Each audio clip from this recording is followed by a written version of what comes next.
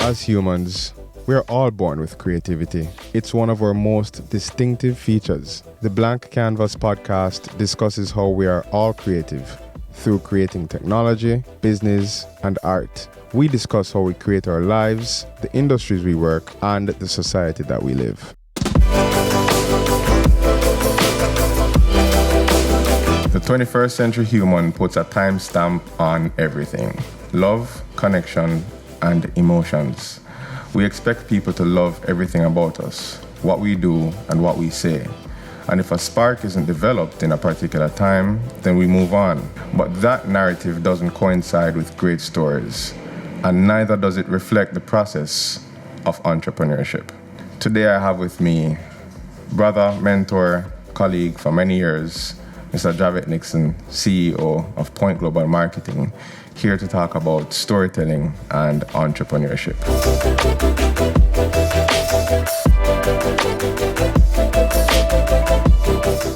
Javette, well gone, brother. Good. Thanks for having me. Fantastic initiative. Congratulations. I'm looking forward to the amazing guests that you will have on, and I'm looking forward to our conversation. Great. Of course, you've been in the storytelling and entrepreneurship business for a while, creating what now is one of Jamaica's leading creative centers for small businesses, Point Global Marketing. So I just want to dive a little bit into not just the process of entrepreneurship and the journey, but I want to have a more pointed conversation because we're narrative creatures. Yes. We learn through creativity and storytelling. For you, what does it take in your mind to create a legacy worth sharing, aka a good story? Right. I think the first thing is authenticity. A lot of times when persons hear storytelling, they think you should make up a story. Right. That's the definition of the wrong way to go about it. The reality is the way we live our lives and the way life happens is a narrative, it's a story. And what great storytelling does, particularly for entrepreneurship, is that it connects the dots.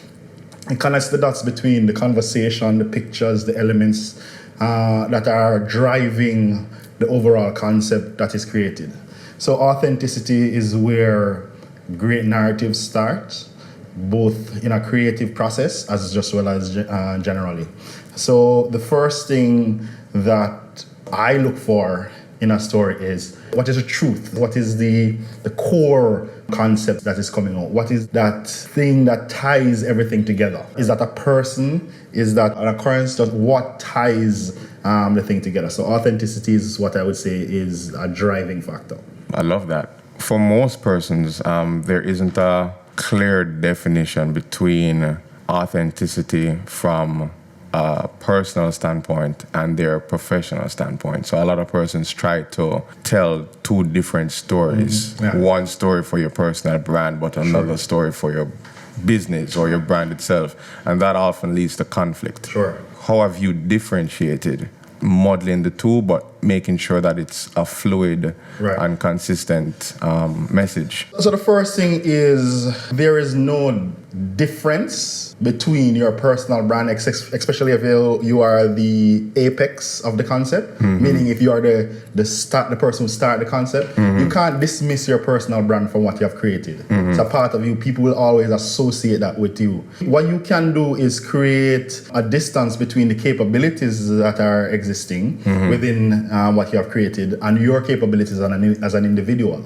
But this conception that, I've created this company and somehow this is the image of the company and this is my image, and the two of them don't make sense, because people will always tie you back to what you have created, even if you created it 25 years ago. Yeah. Picasso's art is still Picasso's art. Right. Right? Sasco's music is still Sasco's music. Right. Bob Marley's music is still Bob Marley. Even if somebody comes and does a cover of it, it's still you. Right. You are the expression of it. You gave voice to it. You gave face to it. You gave concept to it. So even if you create a concept and then it was sold, and then it's taken another direction, invariably when the story is told, the story is told from the story of the creator. Right. Like, hey, I am the co-founder of X. It's always connected to you, which is why, particularly when it comes down to entrepreneurship, it is important that you reflect the values of the things that you create, because when you create them, they will have a life of their own and they will go on and they will build and all of that. So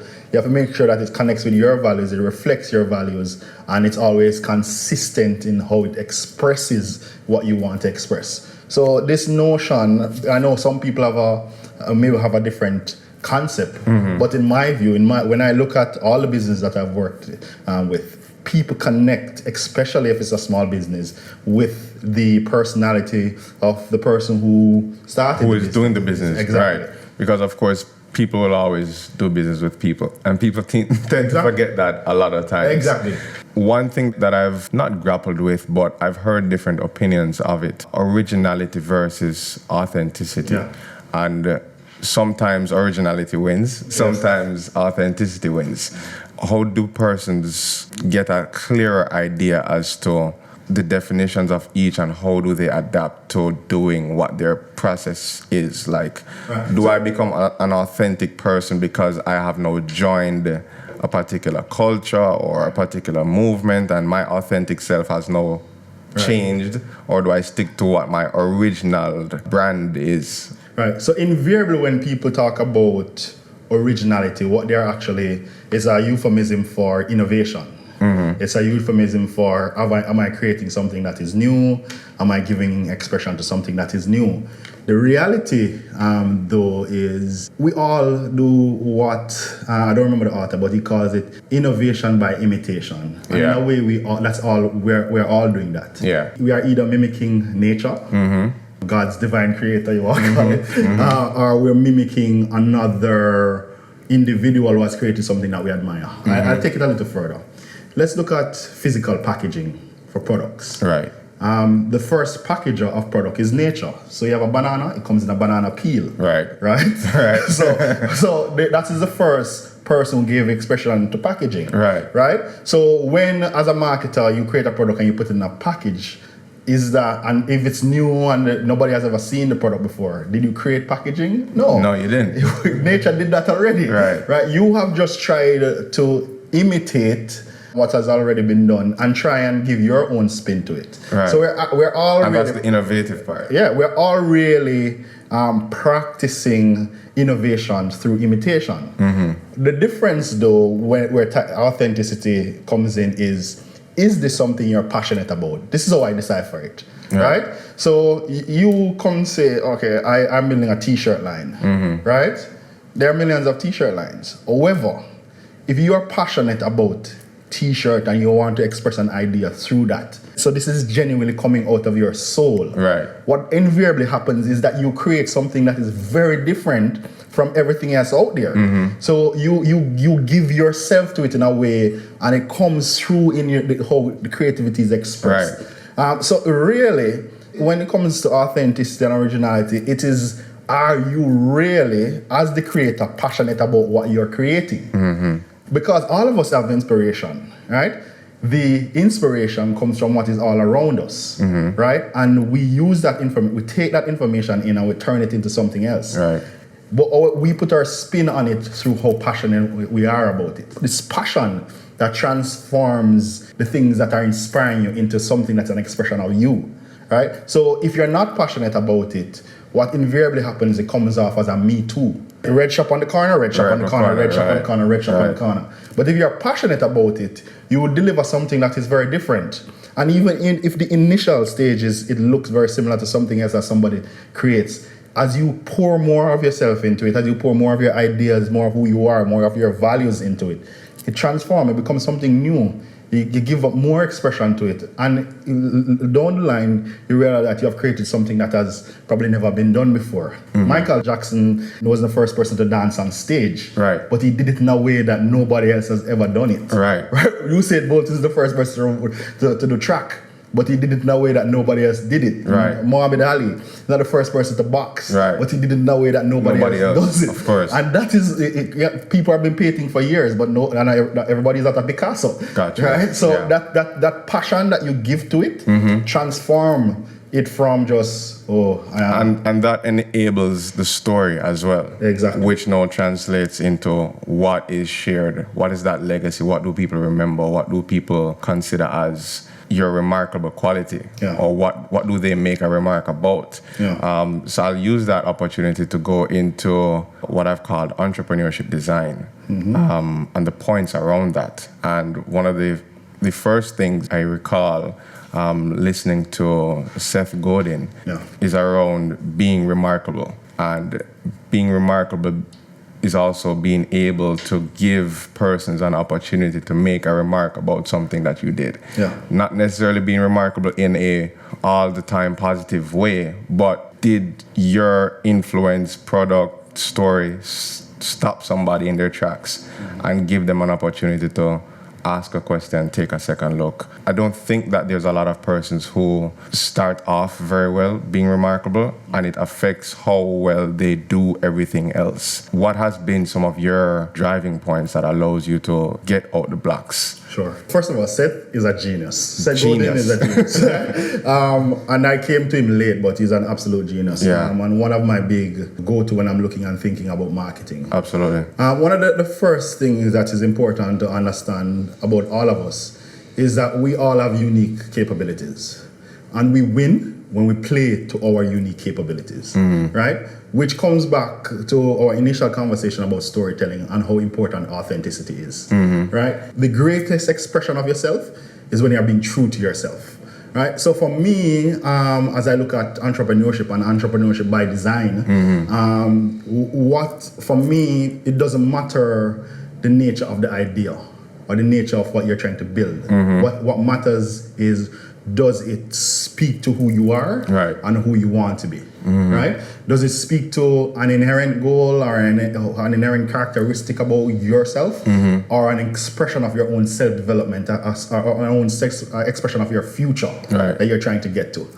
So for me, I generally look at a lot of ideas on an ongoing basis. I encounter them when I'm dealing with clients. I encounter them when I'm dealing with my own project team and the creatives. They'll come to me with different ideas. I encounter them with entrepreneurs that just come to me for advice or direction. The ones that I tend to want to collaborate with are the ones that speak to my own personal values of emerging businesses, of a challenger mentality, an underdog mentality, an overcomer mentality, because those are the things that I identify with. Right. Those are my story. Right. That's kind of where I created my business from. So I gravitate to people who are challenging the status quo, who are trying to deliver something that they are passionate about and do not exactly have a pathway to it. Yeah. But another thing that is important is something that Mark Zuckerberg from Facebook says in one of his commencement speech that he gave to Harvard. Look, nobody's path is laid out in front of them. Like, you don't know that none of the businesses that you see that are big businesses knew that they would be big businesses. Exactly. So if the idea is you have to start somewhere, and invariably some people think, or people with perfectionist mentalities think that you have to start from an ideal position. Yeah. No, you have to start from a position. Right. Which means somewhere. you just have to start. Yeah. And as you start, you acquire information, you acquire direction, you acquire influence that transform your ideas, that transform the way you view things, the way you see the world, the way you so it's in that process that give expression to the idea. So the key for me in terms of entrepreneurship by design is, does this thing line up with my values as a person? And two, is this something that I'm passionate about? Because then I can I can really pour myself into it. Yeah. And then from there, I will feel in the dark all along, and it will get there. Right. There's a wall, there's a light switch. Yeah, you feel for it. There's a handle. Yeah. All right. This means there's a door here. Exactly. Figure it out. If you even look at the world, there was a time when we thought the world was flat. As we learn more about our environment, we modify our belief systems. And that's the same thing when it comes down to entrepreneurship. It's the same process of modification, of pivot. The pivot, the re-engineering. Yeah. And that happens constantly in a business situation, in an entrepreneurial situation. For me, the next step is, as I said, I've been listening to a lot of the Seth Godin's podcast and his speeches and all of that. The next step that I took away was tell a story. And of course, on the same line of storytelling, but not just tell a story, but tell a story to those who want to hear it. Yes. And you made mention of that by aligning with persons who share your similar values. So allow your audience to pick you is what my point is. Don't go trying to sell and chasing. You're going to run out of breath. Yeah. And you're going to feel that this isn't making sense. Of course it's not making sense because you're chasing, right? If you create something and said, I made this for these people, right, and allow those persons to gravitate to you. You can't carry a new Maserati to a bikers club. Yes. That's not who your audience is. Sure. So you're gonna tell them about the latest features, the newest design. Yeah. That's not us, bro. Yes. That's not what we're doing here. You're right. You know, so allow your audience to appreciate, and then know that comes with the affinity. Yeah.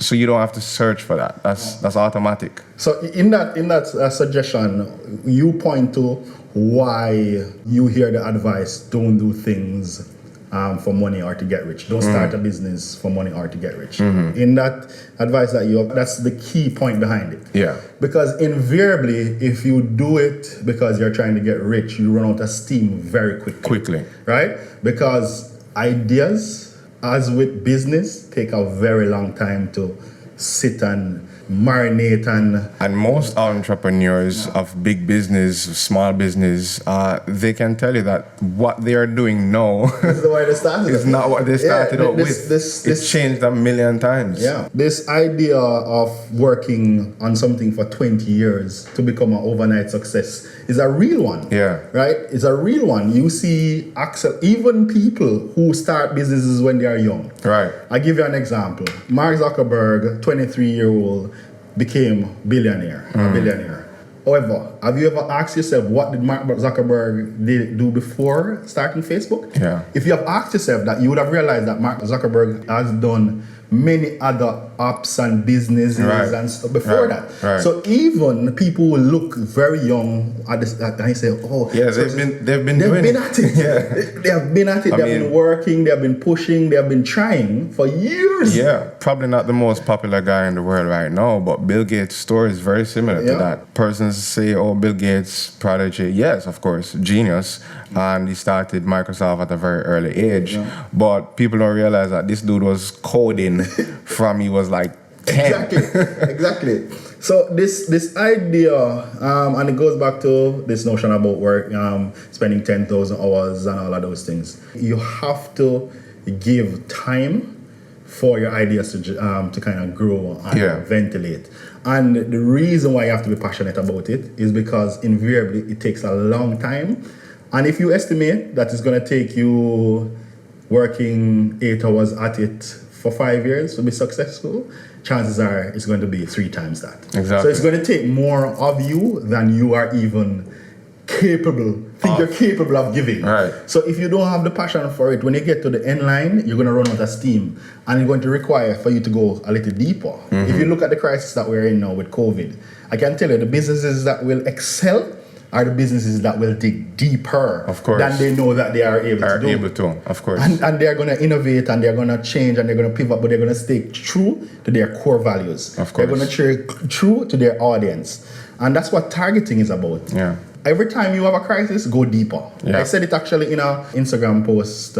Whenever you have a crisis, go deeper. I don't mean you shouldn't pivot, It means go deeper to your values. Go deeper to the things that made you start in the first place. Exactly. Yeah. Passion. Yeah. Go deeper on those things. At the point of being low, not necessarily being at your lowest, but being low, why do you think that you should stay there?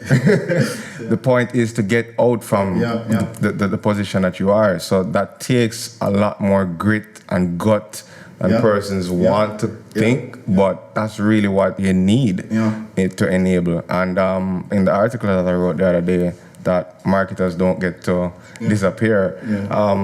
Entrepreneurs don't get to disappear either. No, they don't. Hell no. Are you crazy? That's the time that's your test. Yeah.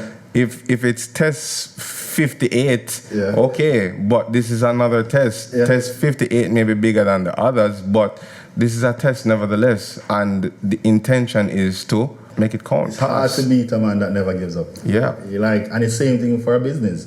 Businesses that persist through challenges, businesses that are committing to values, businesses that redefine and go deeper on their stories, businesses that are authentic, businesses that are driven by passion, businesses that are driven by this idea of really fulfilling a need. Those businesses will find ways of reinventing themselves and coming back. Always. Those ideas will always rise to the top. Yeah. So let me wrap with step 3 and 4. Step 3, enable persons to spread the word. So automatically, if you do a good job, your job is halfway done. Yeah. Right? Because persons will take that and run with it. Your best reference will come from those who sometimes you never even knew. Yeah. You know, those persons are your loudspeaker. Yeah. Your tone crier, your mic, your echo, everything. They go around and talk about your business and you like you are heaven sent. No, people don't understand how powerful that is. Somebody asked me the other day, I was on a webinar and they said to me, how do you attract customers, right? Like what kind of strategies do you use to attract customers? And the number one strategy in my mind is provide an amazing service. Yeah. Whatever you're going to do, if it's coffee, make sure that you're delivering the best cup of coffee. Yep. Because one thing people always do, if it's a quality service, they will always come back and they will always tell somebody about that. Yep. Right? If I look at Point Global as a company, 90% of our customers come through other customers. 90%. We have one person, shout out to Navlet, that has referred at least 5 different medium-sized businesses to us. The other day in a conversation, she said, Javette, you're the best marketer I know. And I don't know that that's not necessarily true. But that's true to her. That she believes that's true. Yeah. And she wants to work with us because of how we work and because of how much value we provide. Right. And people don't realize the best thing is not the blog post, the video, the commercial. It's great service. Yeah. Right? Because if you give me great service, I am going to tell my friend that you know where you get the best soup? Exactly. You know where you get the best, because that's number one. Exactly. And the way you do anything, by the way, which is something I tell my team, is the way you do everything. Everything. So if you think you can half your way through how you treat yourself, but provide excellence in your business, big mistake. The way excellence is a habit. There's an amazing book, I don't remember if it's Gladwell but it's called Habits. Even people who have lost their memories, meaning they have Alzheimer's and stuff like that, studying those people, if they had a routine before, they continue those routines. They stick to it. Yeah. They stick to it. Habits are...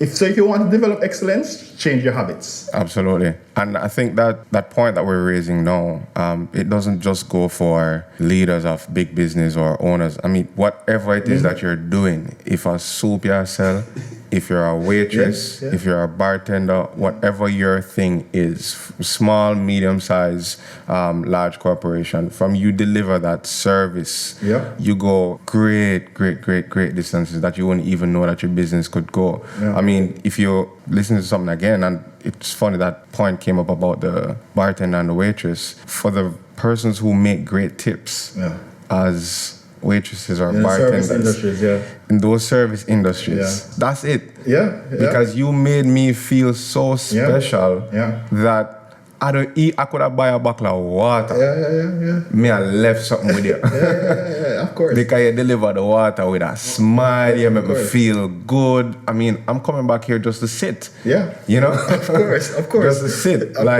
We've had chats about, different levels of service industries. And I mean, one of the spots that we like to always sit and chat, Cafe El Centro. Tina Newman. Big up Tina. We eat breakfast, lunch, and dinner. Like, we're sitting there for the entire day. I tell this story all the time when I recommend Cafe El Centro to people. I found Cafe El Centro on a whim. My helper was at my apartment on a Saturday cleaning, and I wanted to get out just to give her enough space and time to clean. And I was asking a friend, and she recommended I go there. She didn't know about this place that just opened up. And I went there, say 9 o'clock on a Saturday morning. Yeah. And we never left. Every friend that called me, where are you? I'm a cafe essential. It became a family vibe.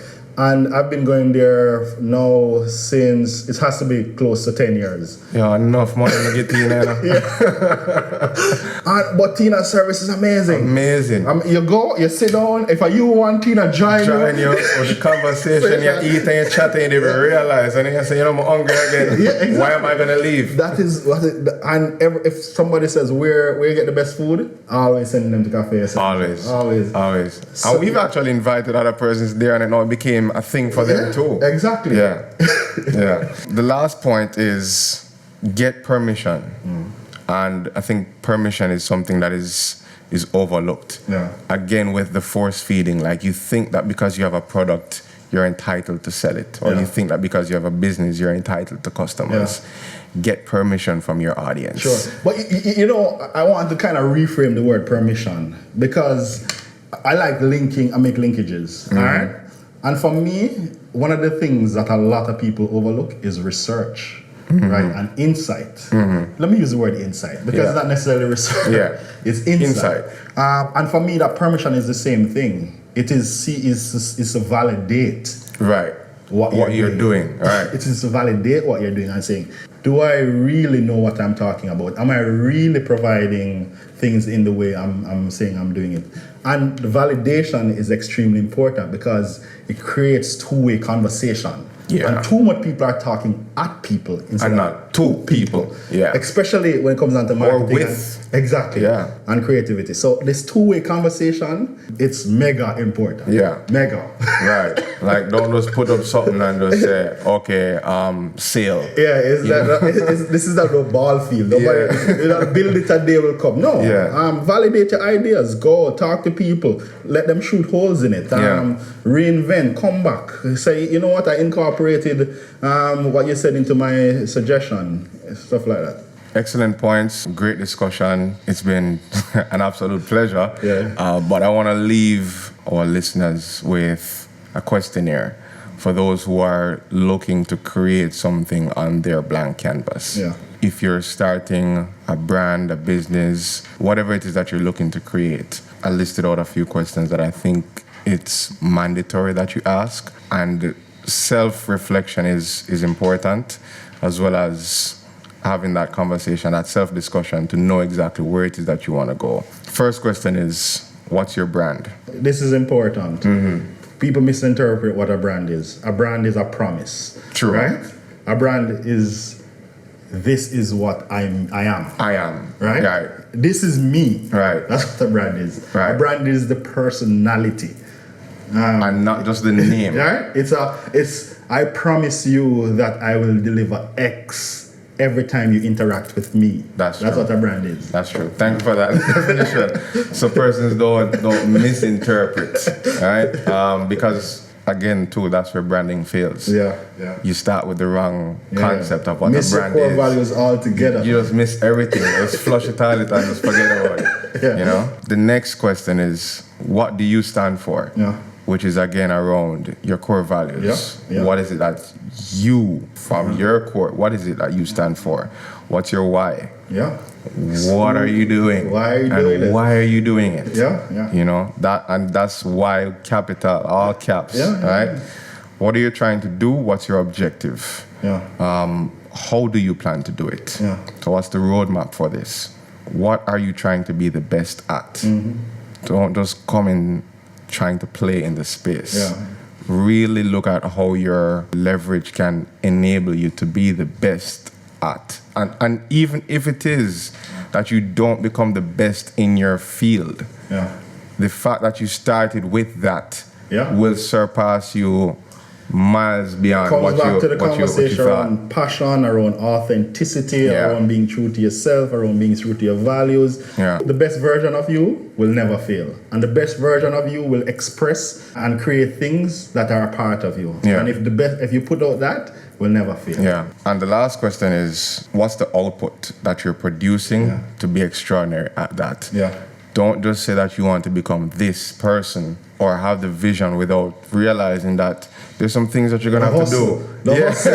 Oh God. The hustle to get there. That's a good point. The books that you're gonna have to read, the conversations that you're gonna have to have, the mentorship that you're gonna have to seek out, and not just by saying you have a mentor, but mentorship goes in, it's learning. It's not just talking to somebody who has a little bit more experience than you. I have to say this. Major key. Yeah. You know, that point you just made, a lot of people, when you look at even personal growth, they will say, oh, I want to be this. I want to do this. I want to run a big company. Right. I want to motivate people on stage. Right. I want to be this amazing athlete. Right. Right? But they are not willing to do what is required. Exactly. Right?